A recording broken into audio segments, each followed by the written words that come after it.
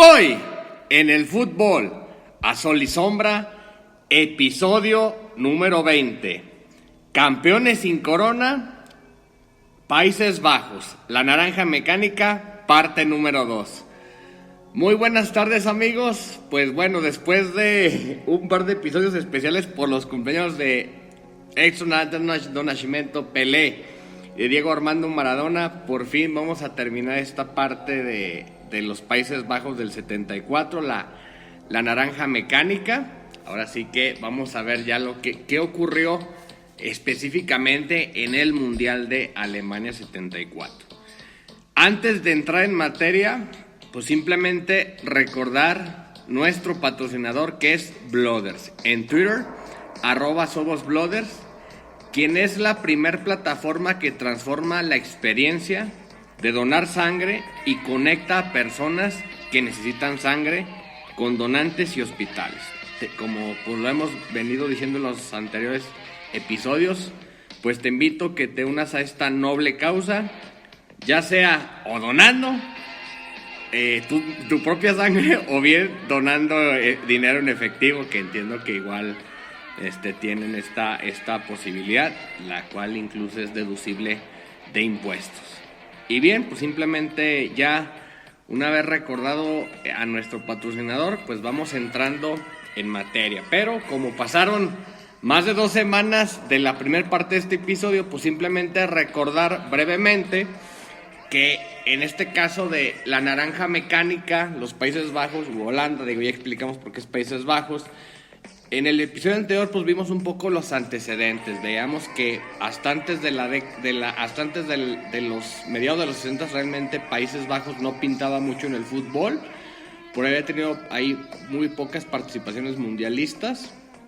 Pero en los 60 empezó poco a poco a crecer a través de equipos como el Ajax y el Feyenoord, que empezaron a tener logros tanto locales obviamente como en Europa. Por ahí el Ajax fue el finalista en el 69, y luego el Feyenoord fue el primer equipo de Países Bajos que ganó la Copa de Europa, pero posteriormente el Ajax logró este triplete. En este caso este triplete de Champions, o sea, estas 3 copas seguidas. La primera con Rinus Michels, que es un personaje muy importante en este tema, y luego con el técnico Kovacs. En este caso es un poco el antecedente. ¿Qué más vimos? Bueno, vimos que se tuvo una eliminatoria, un proceso clasificatorio pues un poco complicado. Tampoco no fue que hayan caminando, citando al buen Ricardo Antonio Lavolpe. Lo anterior porque, como lo vimos la vez pasada, de hecho clasifican teniendo los mismos puntos que Bélgica, pero lo que definió fue la diferencia de goles en este caso. Pero en este último juego quedaron 0-0 Bélgica y Holanda, y a los minutos finales, de hecho, Bélgica había anotado un gol que, de acuerdo a lo que estuve por ahí investigando, parece que estuvo mal anulado. Y bueno, pues al final de cuentas, pues el favorecido fueron el equipo de Países Bajos. Y bien, todo esto, esta eliminatoria y este partido fue bajo el mando del entrenador František Fadrong, que en este caso, como indicamos, era un entrenador checo de la antigua Checoslovaquia con experiencia en el fútbol holandés. Pero la realidad es de que la federación, por lo que estuve checando, pues no estaba del todo contenta con el desempeño de esta selección, tomando en cuenta pues el tipo de jugadores que tenían. Y lo que decidieron fue llevar a Rinus Michels. Rinus Michels pues ya era un técnico de bastante prestigio, tanto por lo que había logrado con el Ajax en la liga, al haber logrado la primera de las Champions que comentamos anteriormente, y al incluso ya haber en este caso irse a España, dirigir al Fútbol Club Barcelona, en donde de hecho fueron campeones en la temporada 73-74, con lo cual rompieron una racha de 14 años sin liga. O sea, entonces, para todos aquellos fans jóvenes del Barça, ahí está el recuerdo de que no es de que el Barça era un equipo que cada año ganara. En aquellos tiempos eran vacas flacas, y reitero, pasaron 14 años, fue del 60-74, y luego del 74 creo que pasaron otros 10 años para que volvieran a ganar una liga nuevamente. Eran otros tiempos del Barça. Pero bueno, me desvié un poquito del tema. Y ya en este caso Rinus Michels toma el mando, prácticamente dirige 3 partidos amistosos antes del torneo, pero obviamente pues había una muy buena base, ¿no? Ajax y Feyenoord principalmente, que estuve checando de como curiosidades por ahí, esto lo tomé del libro de Eduardo Galeano del Fútbol a Sol y Sombra, que dijo que los jugadores holandeses viajaron con sus esposas, novias o amigas y con ellas se concentraron. Digo, un tema, entiendo por ahí un poco novedoso para la época. Y bien, ya se llega a lo que es el campeonato del mundo. En este caso forman parte de un grupo junto con Uruguay, junto con Suecia y junto con Bulgaria. El primer partido fue contra la selección de Uruguay, que la verdad pues siempre creo que históricamente es un equipo bastante respetable. De hecho, había sido semifinalista en el Mundial anterior de México 70 e incluso traía por ahí a uno de los porteros que en aquel tiempo era considerado de los mejores, no sé si el mejor, pero al menos sí de los mejores, que era Ladislao Mazurkiewicz, un gran portero. Y para este primer partido, los Países Bajos se llevaron la victoria por 2-0. Eso es un muy buen debut. Y enseguida tuvieron un segundo partido ya con el rival de Suecia, en un partido jugado en el Westfalen Stadion en Dortmund, en donde empataron a 0 con este caso con el equipo sueco. Y ¿qué fue a lo mejor de lo más llamativo de ese partido? El resultado definitivamente no fue un partido tal vez poco aburrido, 0-0. De hecho, fue el único juego en donde la selección de Holanda no pudo anotar. Y bien, pero lo que se recuerda es que nació el famoso regate Cruyff. De hecho, pues, si lo buscan en internet, es un regate pues ahí muy peculiar que hizo Cruyff, que pasó para la historia. De hecho, es fácilmente ubicable en internet. Digo, en donde en la biografía de Johan Cruyff señala que realmente no fue para humillar, sino que fue la mejor solución de buscar un problema, en este caso para evadir un rival. Entonces, por ahí fue 0-0. Y se cierra la primera ronda contra el equipo de Bulgaria, con una victoria de 4-1. Al final de esta primera fase se termina con 6 goles a favor y con 1 gol en contra. Posteriormente se juega una segunda fase que significó un cambio respecto al Mundial del 70, ya que nuevamente pues hubo una fase de grupos y en donde se enfrentó en una primera instancia a Argentina, a la cual derrotaron, pues la verdad, fácilmente 4-0, incluido un doblete de Cruyff. Esta Argentina todavía pues no era ni un 30% de la Argentina del 78 que posteriormente ganaría la Copa del Mundo. Realmente tenía, de hecho de aquel equipo solamente estuve checando y en la banca tenían a Ubaldo Fillol, el Pato, y Mario Kempes, que 4 años eran como tal figuras. Y en su equipo titular tenían por aquí Quique Wolf, que es un conocido comentarista, y al Ratón Ayala, que fue figura en Atlético de Madrid y que de hecho años después jugó tanto en México, en el Atlante, e incluso fue directivo en el Pachuca. Ese fue el primer partido, 4-0. El segundo partido se enfrentaron a Alemania, pero no a la Alemania, en este caso a la fuerte futbolísticamente hablando, a la Alemania federal, sino en este caso a la Alemania oriental o Alemania democrática, en donde los Países Bajos ganaron 2-0 con goles de Neskens y Rosenbrink.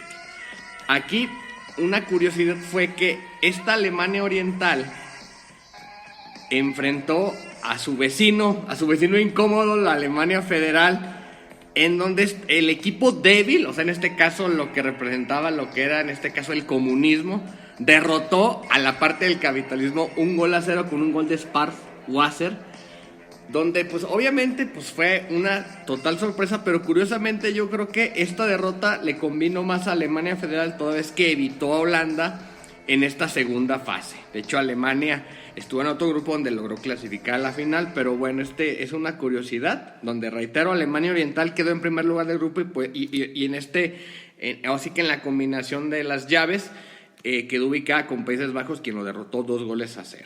Ese fue el segundo partido.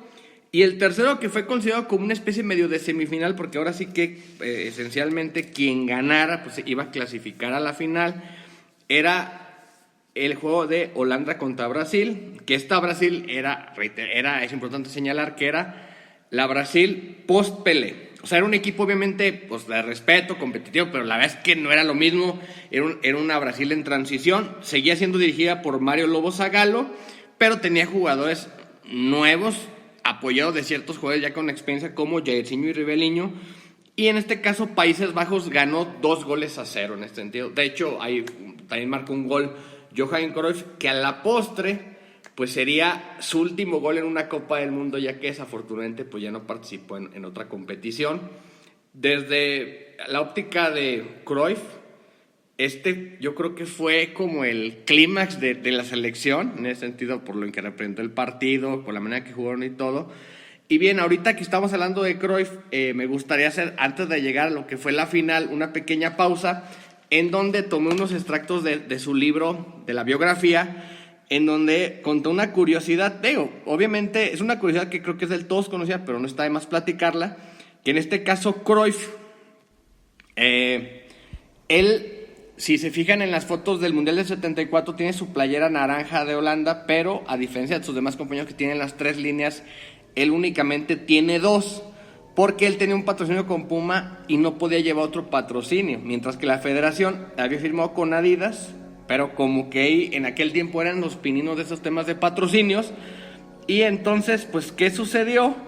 Hubo ahí cierta polémica y Cruyff dice, oye, ¿no les pareció necesario, en este caso, pues no pareció necesario avisar a los jugadores? De hecho, él decía, no les pareció necesario porque la camiseta les pertenecía. Pero de hecho, Cruyff responde, pero la cabeza que se asoma por el cuello es mía.